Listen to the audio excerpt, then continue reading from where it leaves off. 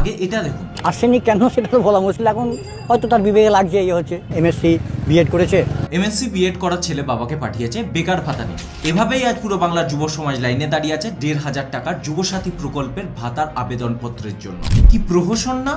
দেশের নবজাগরণ তথা স্বাধীনতা সংগ্রামের প্রাণকেন্দ্র এই বাংলা, যেখানে শ্রী চৈতন্যদেব থেকে শুরু করে গুরুদেব রবীন্দ্রনাথ, স্বামী বিবেকানন্দ থেকে শুরু করে নেতাজি সুভাষচন্দ্র বসু সবাই জন্মেছিলেন এই মাটিতে। সেই শিক্ষা, চেতনা, ভক্তি, পরাক্রম, আত্ম উত্থানের ভূমিতে জন্মানো আজকের যুব সমাজ দাঁড়িয়ে আছে ১,৫০০ টাকার ভাতার লাইনে।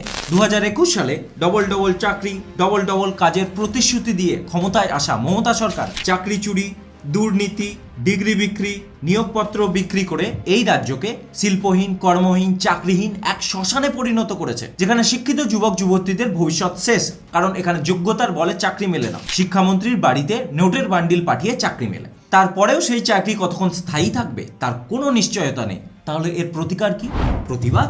আরে রাখুন মশাই, আমাদের যুব সমাজ কয়েকশো দিন রাস্তার উপর প্রতিবাদ করার পরেও কোনো সুরাহা হলো না। কর্মহীন যুবক যুবতীরা লজ্জায় বাধ্য হয়ে নিজের বাবা মাকে পাঠাচ্ছে ভাতার ফর্ম ওঠাতে। আর মমতা ভাবছে যে ২০২১ সালে মেয়েদের হাতে ৫০০ টাকা গুঁজে দিয়ে যেভাবে ভোট কিনে নিয়েছিল, সেই একইভাবে বাংলার যুবক যুবতীদের ভোটটাও কিনে নেবে তাদের মুখে ১,৫০০ টাকা গুঁজে দিয়ে। এই তো ভিক্ষা, এই তো উন্নয়ন। জয় মা মাটি মানুষের জয়।